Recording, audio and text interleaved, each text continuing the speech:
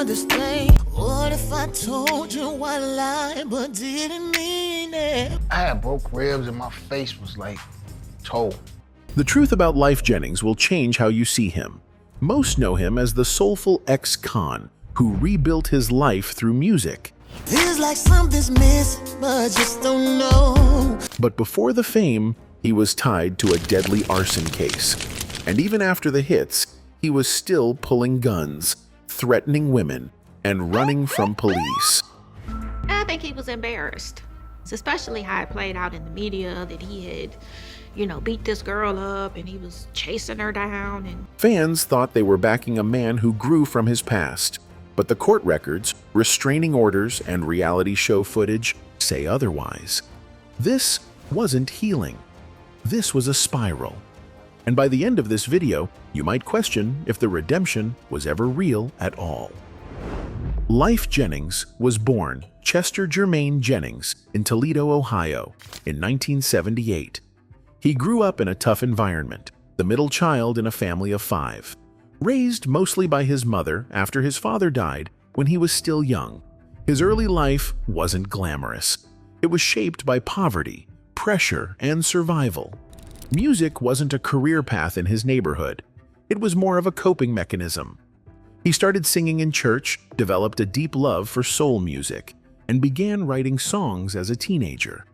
But like many young black men growing up in violent neighborhoods during the crack era, he found himself surrounded by crime and tempted by fast money. Even before he hit adulthood, Lyfe had already made choices that would follow him forever. At 14, he joined a local singing group with his brothers and cousins called the Dotsons. But that talent never had a chance to go mainstream. Before the group could get off the ground, Lyfe's life took a sharp turn toward criminal activity. And by the time he was 18, he was involved in a crime that would define the rest of his life. In 1992, Lyfe Jennings was convicted of felony arson. I had broke ribs and my face was like toe. It wasn't a minor offense. According to court records and multiple reports, he and a few others had planned to set fire to a local drug dealer's house. But the plan went terribly wrong. They hit the wrong home. A woman, unrelated to the intended target, was killed in the fire. That one mistake, a botched act of retaliation, turned into a tragedy. Lyfe was arrested, convicted, and sentenced to 10 years in prison. A lot of people try to rewrite their story after a conviction. Lyfe embraced his. While serving time, he picked up the guitar, sharpened his writing, and started performing for inmates. Music became a daily routine. According to his own interviews, he wrote most of the songs that would appear on his debut album while still behind bars. He also had a bizarre brush with history during that time.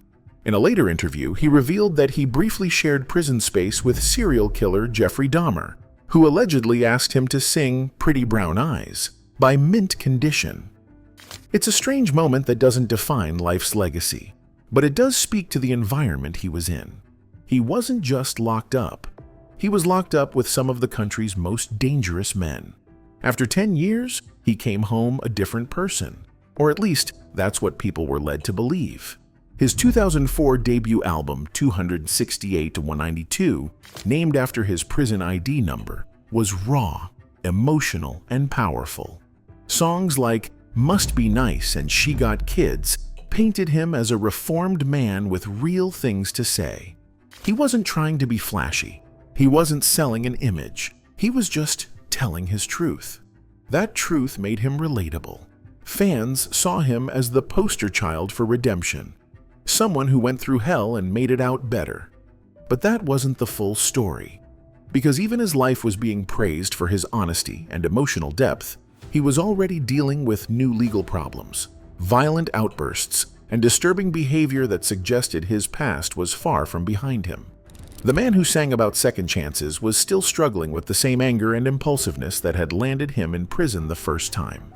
And within just a few years of his rise, he would be back in handcuffs.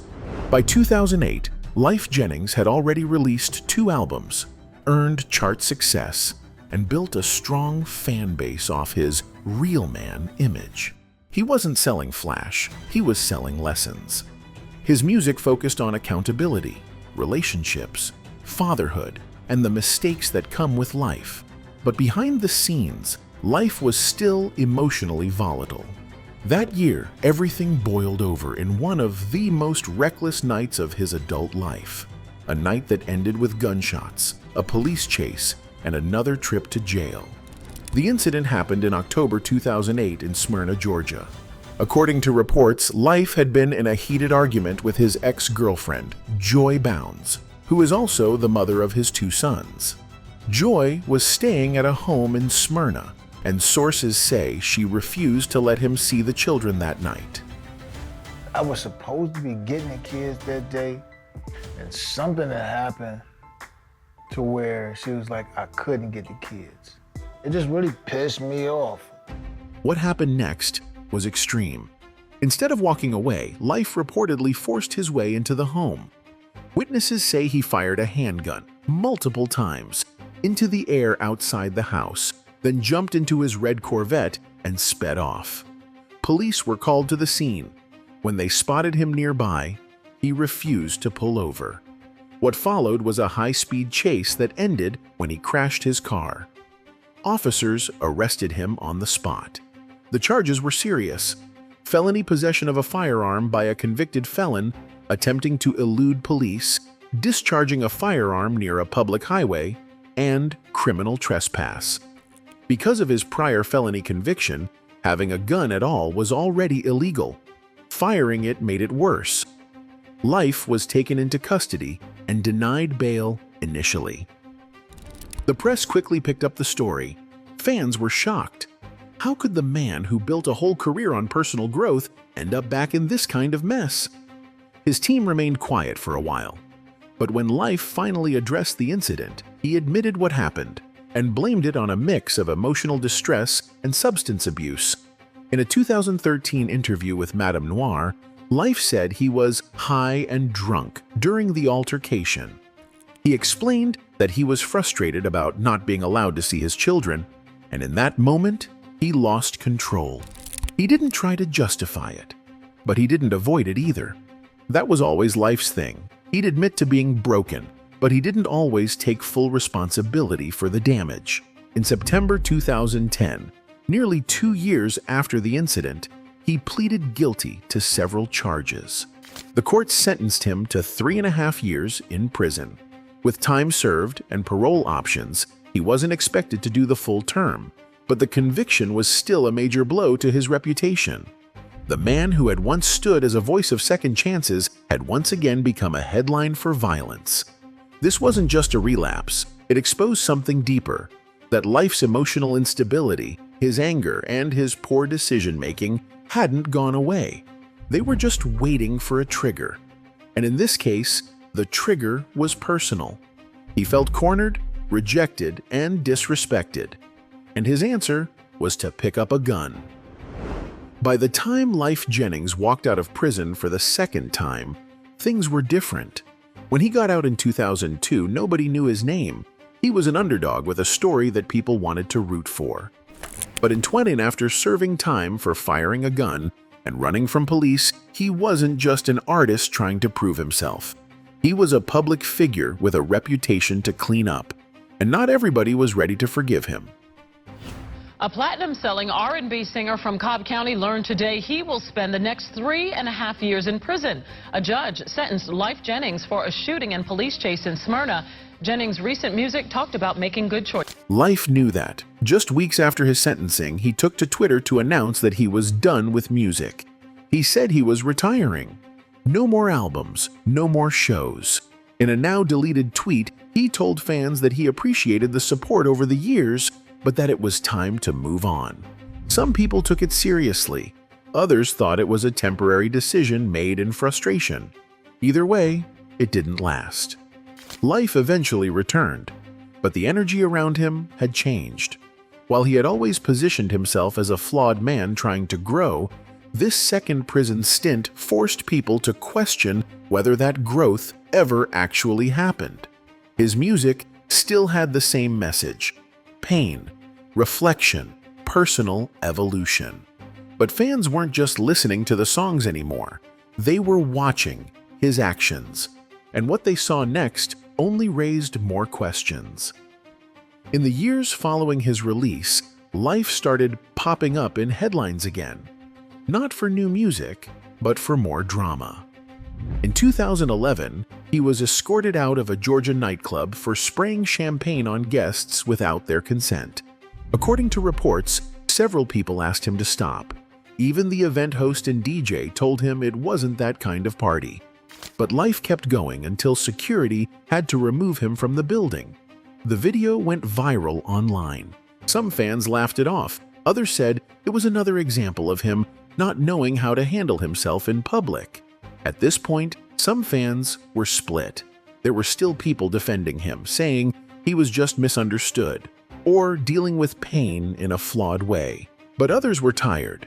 They felt like he was using his past as a permanent excuse, like he had convinced himself that being honest about his mistakes was enough, even if he kept repeating them. For someone who built his brand on redemption, these controversies weren't just bad headlines, they were credibility killers. Each time he got in trouble, it made the message in his music harder to believe. And while Lyfe tried to move forward publicly, the pattern behind him was getting harder to ignore. By the time Lyfe Jennings publicly called out Sony Music in 2024, his career was already far from its peak. But what he revealed gave fans a new reason to pay attention. The man who once sang about real love, fatherhood, and redemption now claimed he was being robbed by the same industry that had made him a star. According to Lyfe, Sony owed him $15 million in unpaid royalties. And the story he told about how that happened painted a picture of deep mistrust, bad contracts, and a system designed to drain artists instead of support them. He already pissed, and he like, I owe y'all $3 million. The f is you talking about when I got the hottest record going out? How am I only selling 200,000? The core of the dispute centered around music video expenses. Lyfe claimed his contract with Sony allowed the label to recoup 50% of the costs associated with his visuals and promotional efforts. Instead, he alleged they were keeping 100% of the earnings from his biggest records, leaving him with little to no back-end profit. He said that despite having songs streamed millions of times and albums that built the core of his fan base, he hadn't received a fair cut. And when he tried to investigate the numbers, the label made the process nearly impossible. His contract reportedly included a 3-year window to audit Sony's accounting records, a legal right granted to many artists. But according to Lyfe, the audit process was intentionally complex and financially draining. He described the effort as being like chasing a moving target. Too many departments, too much red tape, and too many lawyers involved. Even with a legitimate case, he said, the system was stacked against him. The costs of legal and financial advisors just to initiate an audit would have put him further in debt. It wasn't just about lost money, it was about power. To fans who had followed his journey from prison to platinum, it was painful to watch. Lyfe always positioned himself as a man of the people, someone who understood struggle, stood against injustice, and used his voice to inspire. So when he said Sony had drained him, people listened. But even that sympathy started to crack when they looked at his recent behavior, including the type of music he had begun to release. In 2019, Lyfe dropped a song called Slave. Like a slave, so you don't run away. Got the whips and chains holding back. The title alone sparked immediate backlash online. Critics said the track was tone-deaf, especially coming from a man who had previously been accused of controlling behavior toward women.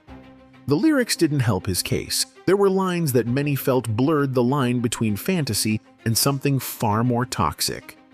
Lyfe defended the song, saying the lyrics were misunderstood and that people were taking them out of context. He said the track was about trust, the kind of trust that's required in any intense relationship, physical or emotional. But the backlash didn't slow down. Even The Breakfast Club brought it up during their segments, using it as an example of artists losing touch with their audience. That's when Lyfe lashed out, particularly at Charlemagne the God. In a tense exchange, Lyfe accused Charlemagne of always dragging down black artists instead of supporting them. He said the media had never truly given him credit for his growth, only focusing on his mistakes. Charlemagne responded by pointing out that Lyfe's history wasn't something the media made up. It was a matter of public record. He asked why Lyfe kept finding himself in controversy if he was really past it. Some fans took Lyfe's side, saying he had a point, that black artists often get picked apart while pop stars are given more grace, but others didn't buy it. They felt like Lyfe was hiding behind that argument to avoid real accountability. After all, this wasn't the first time he was in the headlines for the wrong reasons. Between the Sony dispute, the backlash over Slave, and the public outbursts, the man who once stood for reflection and healing started to look like someone constantly trying to explain away bad decisions. And that raised a deeper issue. When does the message stop meaning something if the man behind it keeps contradicting it? Lyfe always said his music came from pain. But pain doesn't excuse everything. And by 2024, the story people were telling about him had shifted. He was no longer the ex-con who turned it all around. He was the artist who couldn't stop fighting everyone around him, even when they were the ones who had once believed in him. Back in 2016, Lyfe Jennings was still releasing music, but the momentum around his career had shifted. He wasn't charting the way he used to, and his name wasn't showing up in music conversations like before. Instead, he was starting to show up in gossip blogs and reality TV trailers. That year, he joined the cast of Love and Hip Hop, Atlanta, a move that might have seemed like a chance to reintroduce himself to a younger audience. But it quickly backfired. On the show, Lyfe was featured for his romantic involvement with longtime cast member Carly Red. At first, the dynamic looked like typical VH1 drama. Arguments, accusations, makeup scenes, and vague talk about commitment. But then came the moment that changed everything. Lyfe staged what appeared to be a proposal. This, I want to say that this is a promise ring. And I promise you that you're not gonna never find another like me. You can keep this, but you can't keep me, man. In front of the cameras, he handed Carly a small box, building the tension like he was about to ask her to marry him. But what he said was anything but a proposal. The clip went viral. It was humiliating. Viewers didn't just see a breakup. They saw a calculated takedown. A man using a national TV platform to embarrass a woman for maximum effect. Some fans thought it was staged, others were shocked, but most agreed on one thing: it didn't look good. Especially not for someone who had built his career on songs about growth, respect, and emotional maturity. Outside of the show, the fallout continued. Lyfe's reputation as someone who manipulated or emotionally controlled the women around him began to take deeper root. The restraining order from his ex Joy Bounds had already made headlines, but Love and Hip Hop added visuals to those claims.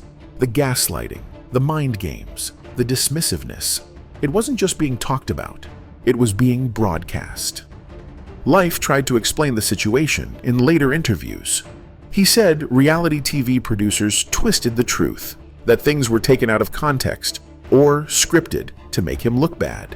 But by that point, the damage had been done. Fans were already making up their minds. And unlike music, reality TV reaches people who don't know your backstory. They only know what they see. Worse, the show didn't boost his music career. There was no hit single after the season aired. No major label comeback. If anything, the exposure made things worse. Instead of pulling in new fans, it pushed away the ones who used to believe in his message. Lyfe had always claimed to be real, but now it looked like his reality didn't match the lyrics. In the years after his appearance on Love and Hip Hop, Lyfe Jennings tried to regroup. He continued to release music independently, book smaller venue tours, and give interviews on platforms that still welcomed him. He leaned heavily on the themes that had once worked for him: pain, redemption, broken relationships, and emotional healing. But this time, the response was different. The trust he had built early in his career wasn't there anymore. For a long time, Lyfe had separated himself from other R&B artists by presenting as more than just a singer. He was supposed to be a truth teller. His past gave him credibility. His prison sentence, his experience with fatherhood, his losses, they all fed into his identity as someone who had lived through the worst and was trying to be better. But as the years passed and more incidents stacked up, fans began to question whether any of that growth was real. Not just because of what he did in his youth, but because of the choices he kept making as a grown man. Interviews and podcasts became a new platform for Lyfe to reframe his story. He appeared on a handful of YouTube channels and independent outlets, usually speaking on accountability, the music business, and relationships. His tone was calm, thoughtful, even wise at times. But even in these moments, there was a visible tension, a need to be right, to justify, to correct the record rather than sit with the weight of his actions. What made it harder was that his music hadn't evolved much either.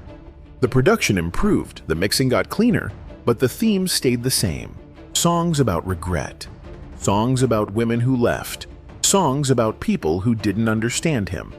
It started to feel like he was trapped in the same emotional space he was in back in 2004. And while his early albums had earned him sympathy and respect, by the 2020s, that well had run dry. People weren't moved, they were skeptical. The contrast between his words and his actions became too wide to ignore. He would talk about uplifting women, but had a long record of broken public relationships. He'd speak on accountability, but still downplayed the worst parts of his past. He'd call out the music industry for mistreatment, but didn't always take responsibility for how he handled his own career. That disconnect became the real issue, not the past itself, but the way he kept trying to shape the narrative without fully confronting what people already knew. Today, Lyfe Jennings exists in a strange space within the music world. He's still active, he still performs, he still has loyal fans who connect with his voice, his vulnerability, and the way his lyrics speak to pain and growth. But his legacy is complicated, not because of where he came from, but because of what he did after he made it out. His original story was powerful. A man who went to prison, learned guitar behind bars, and came home with songs about real-life struggles. He didn't talk about clubs or cars. He talked about kids being raised without fathers, about women trying to make it on their own, about men learning to be better. For a while, that story made him stand out. He wasn't just another R&B singer. He was living proof that people could change. But over time, the story started to fall apart. The more chances he got, the more he seemed to stumble. Fans kept seeing the same pattern: violence, control issues, public drama, and excuses. The man who once stood for redemption became known just as much for what he said off the mic as what he sang on it. And that's what made people stop listening. Not to the music, but to the message. No one expected Lyfe Jennings to be perfect. His entire brand was built on being flawed, human, and in progress. But progress means learning from the past, not repeating it. And for too many years, it felt like he kept finding new ways to relive old mistakes, just with more eyes watching. Even now, when he does interviews or posts on social media, there's a split reaction. Some people still see the heart in his music. They still believe he's misunderstood, but others feel like he used his pain as a cover, a way to justify behavior that kept hurting the people around him. The songs still sound good, but the trust behind them, that's harder to find. In the end, Lyfe Jennings might be remembered for both, for the music that helped people through breakups, loss, and depression, and for the actions that made many fans walk away. His story had all the parts of a comeback: prison, talent, success. But somewhere along the way, the message stopped matching the man. What he does next might not change what's already happened, but it will determine how the story ends, whether he keeps defending the past or finally faces it. Anyway, that's it for this video, folks. Bye!